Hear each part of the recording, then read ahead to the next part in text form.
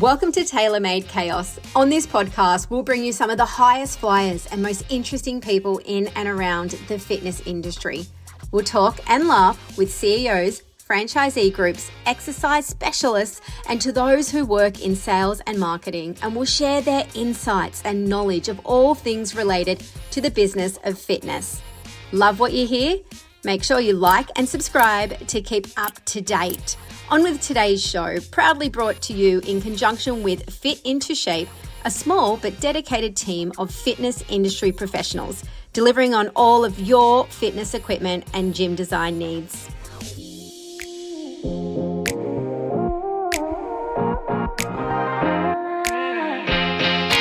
3, 2, 1. Welcome to Tailor Made Chaos podcast. I'm your new host. Hang on, that was probably very bad. Maybe you should be the host. Well, actually, for once, I am the host of something, and I do have the absolute privilege to be here with you. Thanks, Mr. Nathan James, for joining me. Nathan, obviously you are a pretty well-known entity in the industry, but for anybody who's new that's listening, who's new to the Australian fitness industry, who the fuck are you? I am a person that goes to the gym, not an alien. Own quite a few gyms. We've got the Fitness Cartel brand, which started 5 years ago, almost at 20 clubs now. Merce Wellness is our sub-brand, so it's hot, cold spas as well. So that's one of our sub-brands as well. Nutrition Cartel is our supplement brand, and our Fitness Cartel apparel brand. So we've got a few things going on. Now, most people are familiar with the story of how Cartel came about with the borders closed and coming up with that cool name. But mate, just give everyone a quick refresher on why Fitness Cartel. So, but yeah, back originally I was one of the owners of World Gym brand. Yep. And we had gyms, one in Burleigh, one in Queensland, New South Wales. So to get over the border, they kept shutting it during the COVID period. So a friend of mine wanted to go to, for some reason, you could train here and then you couldn't train here. And he said, bro, you got to sneak me over the border like the cartel. So we came up with the name Fitness Cartel. And then I always remember to, if you ever have a conflict and you upset all the mums in the creche, they're like the cartel bosses and you're in a lot of trouble. So yeah, that's how we came up with the name, which is pretty cool. Absolutely, very cool. Now, mate, obviously by 2030, you've got a vision to have 60 clubs and 100 Merces. How the hell do you balance that? You don't balance it. You just be aware that in extreme amounts, when you've got to do like a lot of additional workload, you've just got to be aware that that's what it takes. And so, I mean, again, it's like exercising regularly, ice bathing, saunaing, anything you can do to kind of, one, make yourself more resilient, and then obviously having the right nutrition and that stuff. So making yourself the smartest version to handle those things and being aware that you're going to have to work your ass off. Yeah. Well, you know that. And Nathan, you've always stood out to me as being a little bit different from the crowd. I mean, today, two men in a Pilates studio shooting a podcast. I guess you wanted to do it in the sauna before. I did want to do it in the sauna, but that's purely for selfish gains because I need more selfish bosses, really. But mate, what is it that you kind of do that makes you stand out? Like, what's your theory on that? I think that what I hear quite often from people too is that I'm approachable.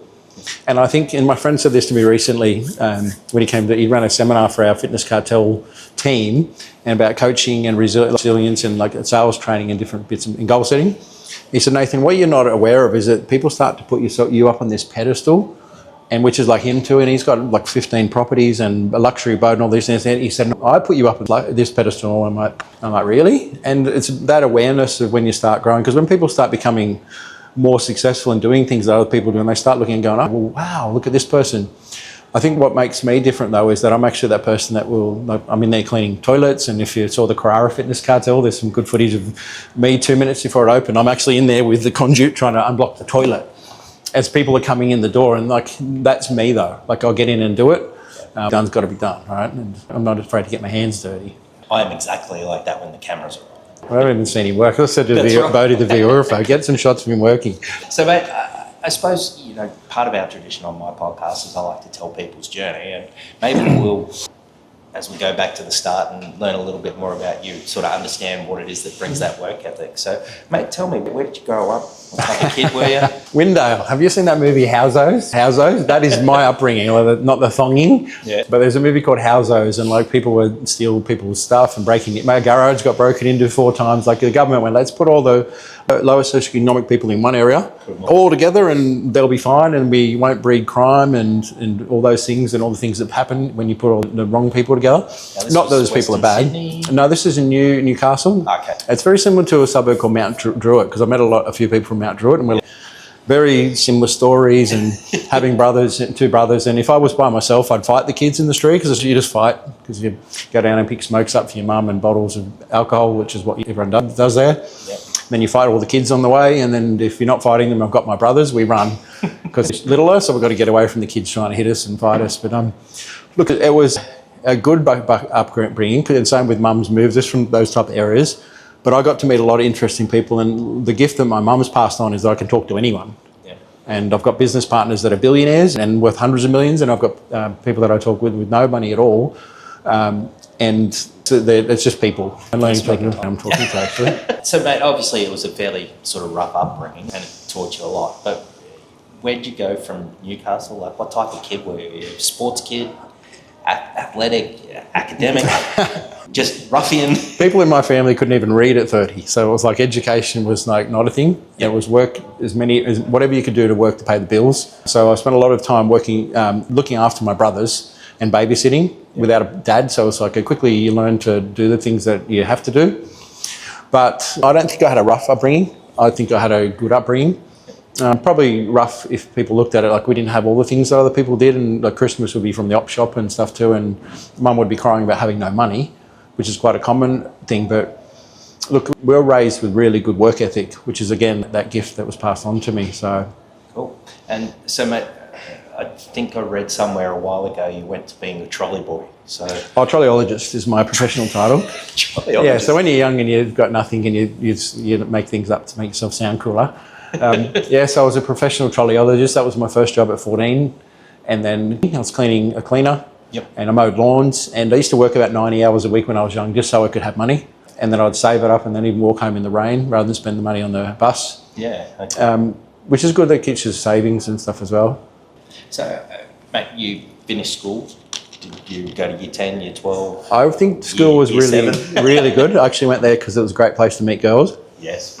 And I learned early on because one of my uncles had lots of girlfriends coming over to the house and he lived there, and I thought it was normal to have multiple girlfriends all the time. And I'm like, that's my upbringing. So my sport was picking up chicks, and I would become an expert at having multiple girlfriends. At the time, I had no idea what I was doing was really not good. Now I've got a daughter, I'm going to bash the hell out of one of those dudes like me. That's signs to look for. Oh yeah, he's got to be able to beat my son and I in a kickboxing fight before he can date my daughter. Anyway, but sport, rugby, gym. I started going to the gym because I was 60 kilos. I was really skinny, and again, so I could pick up chicks. I met lots of girls in the gym. It's amazing the motivating factors. Oh yeah, I just wanted chest and arms and abs, and it's like just that's all I did all the time. Besides that, and then meeting girls, and I remember a mate saying to me, Jamesy, if you just fucking put as much time into like pulling chicks into business, you'll be a millionaire one day. It's funny. How right he was. Is he still on that? He's still a good mate. He owns ASN actually. Oh, I was going to ask if it was Reese. It's Reese, Simon Reese. Very good. So, mate, what happened? You finished school, you were doing trolley, you were working 90 hours a week.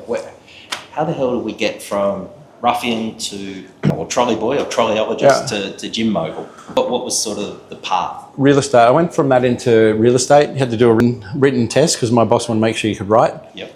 It was Fred Andreessen at Cardiff, so you did a written hand test, and I had to get some tapes, listen to tapes and do winning in real estate. And you know, one of those things where you just want something so bad, and it was one of those things where I literally locked myself in the room for 2 days and listened to the tapes, took notes. I got my girlfriend to help write the resume for the job, the CV. So we got in the door. Then my boss gave me the theory test, and you had to get a 90%. I got 70. But then we did a practical test, and I got 400% because you know what I had to do? Walk around, talk to people, knock on doors, which is what I did because I used to hand out flyers as well and mow people's lawns. So I'd go and knock on their doors, and we even sold fruit. Mum got to the markets, and we go and sell fruit to try and make money. So I was used to talking to people and going knocking on doors, and it's like, oh, we're just someone looking to buy a house in the area, you wanting to sell? Yep. And so I just had to do 50 door knocks, and I had to do so many calls. And I worked out if I did 300 calls a day, every 100 would be 5 appointments. And then that gave me 15 potential appointments, and there was so many that you would actually arrive and show, like a show ratio and then a close ratio. Yep. I learnt that stuff when I was really young. And a cool story, back to my real estate thing, is about awareness. When my mum introduced Robbie the real estate agent, yep. Robbie the real estate agent, long hair. Robbie was actually living with his mum. Anyway, so my mum and Steve that owns Love Real Estate, the guy I mentioned that owns all the properties, yep. He was there. He remembers we were 19. Anyway, Mum goes, look, I've got Robbie over here he's going to help you a little bit about real estate. And I said, oh, nice to meet you, Robbie. I said, so Robbie, how many houses do you own? He goes, oh, none, I live with my mum. And I said, are you still in real estate? And he goes, oh, no. I said, I don't think you can help me, Robbie. And my mum lost it. Like, she lost it. She's a pretty wild woman. And she was like swearing, and I can't use all the words she was saying.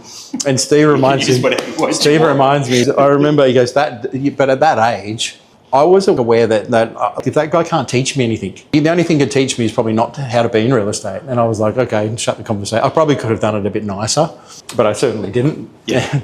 My son did the same thing in a school with a business lady that came and talked about business coaching, and she was like, business and finance, and he said, oh, excuse me, his name's Johnny, so I was like, you know the Johnny jokes? Yeah. Hey, Johnny. And it's like, oh, Johnny's putting a hand up. He goes, excuse me, miss.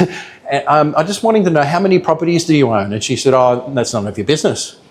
And he said, oh, okay. And then little Johnny, no worries, miss. So, okay, well, how much money do you have in the bank? That is really none of your business and quite rude. He goes, sorry, miss, aren't you here to teach us about business coaching?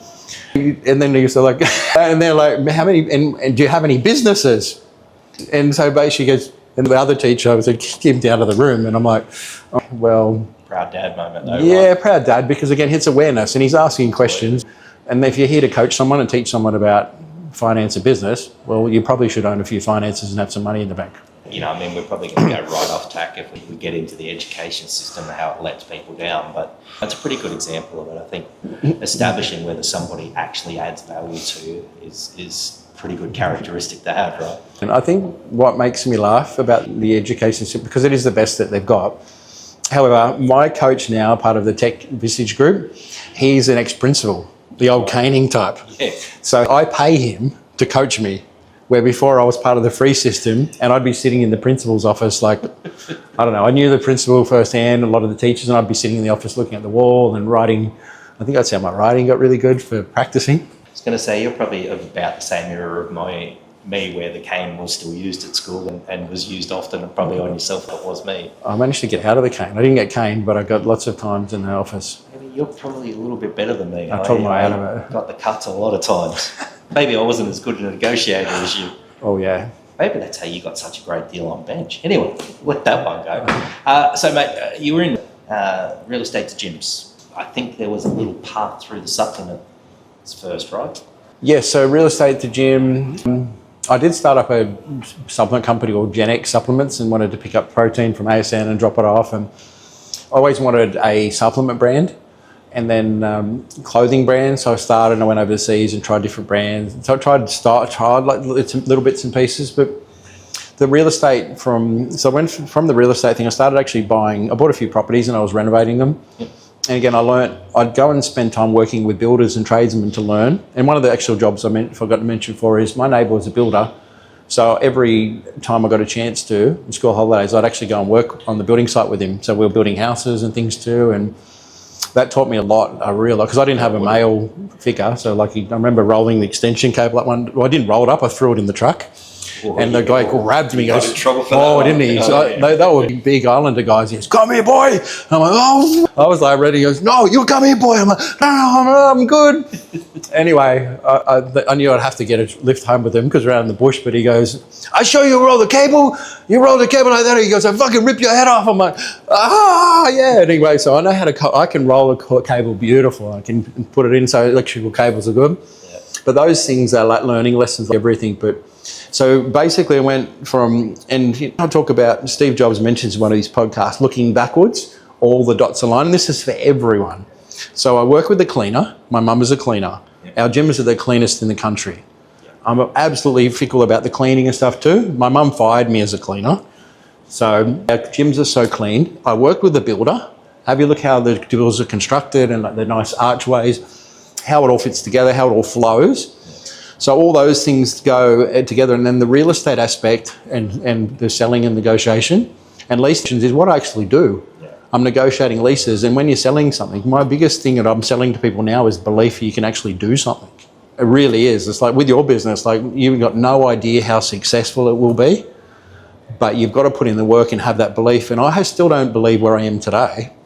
Like we're at 20 clubs almost, and we'll hit 60, and it's like, okay, well, what's the next goal? We'll definitely hit our $300 million target, but $1 billion the next target. And that's not $1 billion I'm taking it to share with the team. Can we talk a moment about that? Or are you going to... Raka, do you want to just go next door? It might be virtual. Oh, you did it? That's not this room, it's the cycle room. Next door. Just see if Kelly's out, we can turn the cycle down. Oh, sorry, it is. Just a few technical... Push your head to the back. I think it's on the team. Yeah. We might be doing Pilates class after all. It's hilarious. Anyway, it's chaos, right? Absolutely, it's tailor-made chaos. I don't need to tailor make any of my chaos. It actually happens. This gym we're sitting in, like literally 5 days before we opened, we had no power. We didn't have the finance approved. There were no stairs. Equipment was getting delivered inside the building. Having no power in the gym and no internet. It's like, okay, well, great. We've got a concrete box with some half-built equipment. No stairs, no equipment, no power, and no finance to pay everyone. But yay! There's my chaos. I guess I tailored it myself, right? Because I built it. All right, so where were we? We were talking about Bodie. Where were we? I've lost my train of thought. Cleaners gym. Cleaning journeys all fitting together. Yep. Picking the dots. Steve Jobs, so you maybe want to round that one out. I thought I finished it out. You might have. Yeah, joined all the dots. Beautiful. That's good. Dots joined. So, you dabbled a bit with your own cartel, you dabbled a little bit with your own clothing, apparel and supplements. Yes. What was next? Well, the property, renovating houses, was buying, selling property. I did that a few times. That was quite good, and that taught me a lot of skills and basically like how to put everything together, from like wiring to whatever. And so you started making a bit of money then? Yeah, I made a little bit of money from that as well. And then and then I found a job as membership consultant at Genesis Warners Bay with Perlo. Me and him became good mates. In fact, to get into become better friends with him, I knew he was a cyclist, and I was 110 kilos, a bit like bigger, 20 kilos heavier than I am now. Wow. As a bodybuilder, my legs used to like rub together because I wanted to be a big Mr. Universe. Yep. Anyway, so when I found out he was into bikes, road bikes, I said, let's looking at getting a bike, which I wasn't. And then we went and helped me. He came to the bike shop, got a bike. Then I started racing with him, and I got into road racing bikes. And we became good friends. And then an opportunity came up at Coffs Harbour, which was an old Planet Fitness. We rebranded that one, and I had 2,000 on my wall everywhere. 2,000 was the number I needed to get to so I didn't lose money. And basically, I had all I had at the moment, because I went through a few challenges and went partying for a little while because I was quite young. And I had all this cash, and then I was overseas partying and like really cool parties, but blew lots of cash and then got myself in a bit of debt and came back and then went to a thing where my house was in arrears, needed a job, and then basically an opportunity which came for Genesis, and it was literally I could earn really good commissions just selling. And so I got in, all I had to do was get someone to buy a gym membership. So coming from selling property, which is people's biggest asset, to basically getting $20 or $25 I was like, really? This is all I've got to do? And I love fitness and what it's done for me. So I basically went through and found out what the record was in Genesis head office, and they said 100 in New South Wales. So I went, okay, so I did 150. I said, no, well, I want to know what the Australian record is, and that was 200. That's 200. So a good member, just put in context, the good membership consultant, a really good, like the best of the best, does 80. Yeah. A superstar, like the greatest, like Donald Bradman, does 100. I did 315 in 1 month and 335 the month after. And Greg Oliver, if you know who that is, the CEO of Quadrant Group, was our CEO then. Yeah. And he said to me as this young guy, he goes, I should just give you a bucket of money and get you to open clubs all over the country. And I'm like, and he said, we've never had a gun for hire. And I was like, oh, and I've still got the trophy in my office, which is what I told you about the Top Gun training I've done recently with a team. It's to identify who are the best salespeople in the group, how do we coach them, but how do we give them an opportunity that I've created for myself, because it's really expensive to pay a coach now. It's like $1,000 to $5,000 an hour for like a really good one. Yep. I'm $15,000 an hour for today, but I'll got the meter running. But they, again, it's just making sure that you can identify the young people that are in the group, and young and more mature people, and just give them an opportunity to. Yeah. Well, I mean, probably nothing true could be said of that. And we're jumping forward a little bit now, but obviously you and TJ crossed paths at some point where he was still a fairly young guy. 17. Yeah. And obviously now he's your business partner, backbone of the operation with you. He has the strengths that match what you do. How did you and TJ meet? Very liberal there, isn't he? Has the strength that I'm at. He's got heaps better strengths than me, I think. Yeah, he's really good at the structures and systems, and I'm the smash the wall down guy. Yeah. We work together like this. But TJ was 17. He went back in Genesis in Coffs Harbour. He went to the club manager at the time and went for an interview. The club manager didn't give him an opportunity. So he went around the club manager and said, I really want to work here, enjoy the culture, like what you do. Because we were like involved in like local media. We're jumping out of aeroplanes. We're doing the Genesis. We turned the Miss Coffs Coast into Genesis Miss Coffs Coast. Yeah. I jumped out in a bright yellow suit with a cape on in an aeroplane. Never done it before in my life. It wasn't until I got out and I'm like, I actually realised that's like an anxiety attack. I'd never, until I was older, realised that when you breathe, I'm like, ah! And then eventually we got to, it's like, I could breathe. I don't know if it was because you could breathe, you actually enjoy it. Maybe that was the thing. But we were involved in all those things. So that's where I met TJ. I turned my office into a boardroom like the one we've got at the big one at Virginia. Yep. But I basically put a big table in the middle, and that was the boardroom because I didn't really want an office so that the team could sit around. Trained TJ there, did his first sales training. And he's grown and developed and built the skills up, and a lot of that is all self-driven. Yep. Which is the will and the grit to do those things. But he's come up from that into the World Gym brand, and we had all the top clubs in that group. Then we left that group, which is a story. Yeah. And then we went into, and then he's obviously the COO and partner in Fitness Cartel Australia now. Yeah. Obviously TJ's been a massive part of your career, and you've kind of worked really well together. But are there others sort of in the group that you sort of identified with your coaching? You're trying to take some of the ones with opportunity and develop them, right? Yeah, that's part of the Top Gun thing. Plus also with our support office group, we've got 35 people that work in the support office, which is a traditional head office. We just changed the name.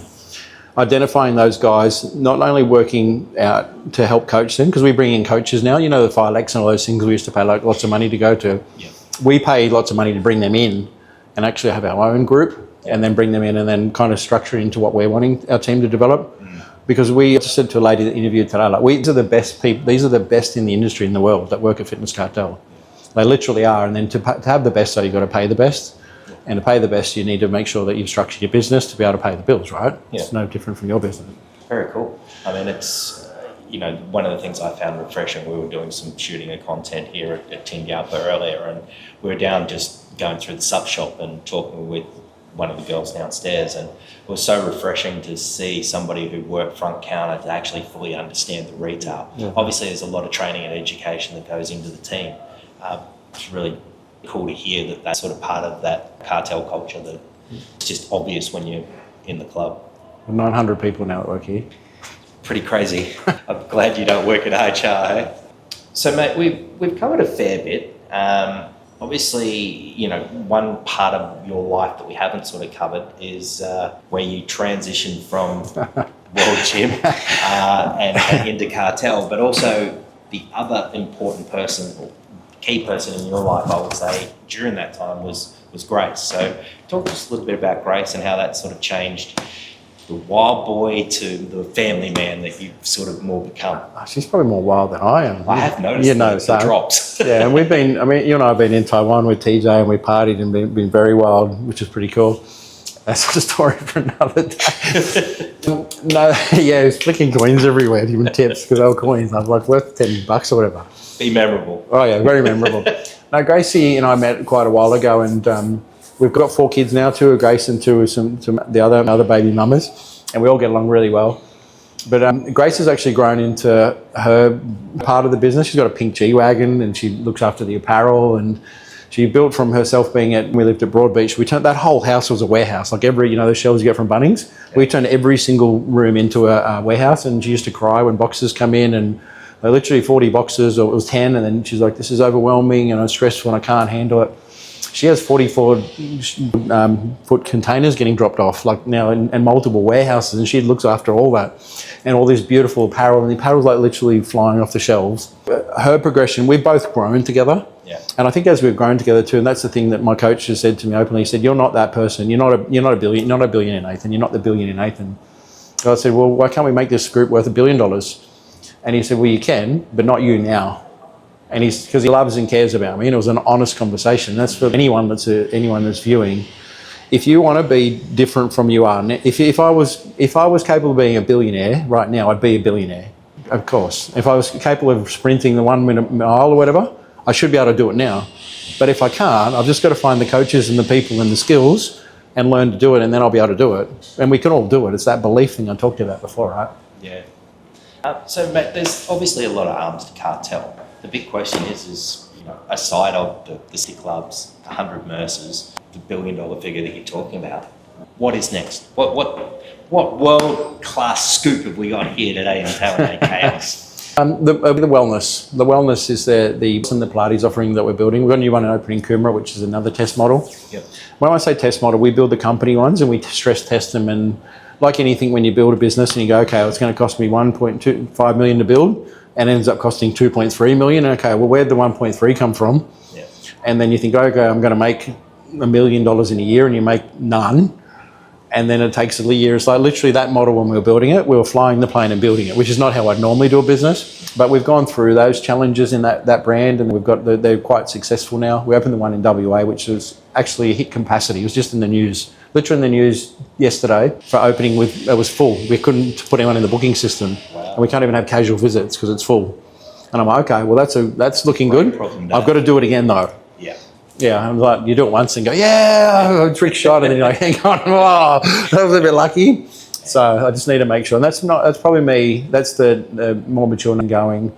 Let's get it in a row right, and do that stuff. Very good, mate. I feel like we've just scratched the surface and we've missed so much of the whole story of the tale. But it's been great sitting here, just engaging with you. I mean, I can tell from our conversations, it goes all down these divergent paths, and that seems to be the way that the genius comes. But did we shift past the exit of the other company for a reason, or you? No, mate. We could exit another company. No, I knew you would. I knew you saved the best for last. There you go. Yeah, and I thought I'd let you know. But and it is one of the 3 of the owners in the old. I got removed, and then ended up in a 3-year legal battle. Yeah. And it was just ego, like I said before on my TikTok. It was an ego thing that we just didn't align. I'm 100% my team and the culture and training them and developing them and sharing everything with the team, like giving it out. Where some people are not like that. And so you don't align with them, and it's all about them, and they'll just not them in particular, but people just they'll do anything to win, and that means like, I mean, kicking me out of my company was anything to win. Coincidentally, someone in the world lit my car on fire the day I rebranded 2 of my gyms. My lawyer's like, oh, you better settle down. Someone's going to shoot you next, and I'm like, oh. That would be to talk about another one of the brands that's having a bit of stress at the moment. Oh yeah, and it is too. It's again. I'm happy to be like doing our own thing now, because TJ and I align. Our team are all the right people in the right seats, and it's just getting the people who they're coming sort of across from all the different groups, so we can continue growing. And you can't grow without people, and people are the most important asset in any business, 100%. Well, Nathan, I think there's so much more that we could talk about.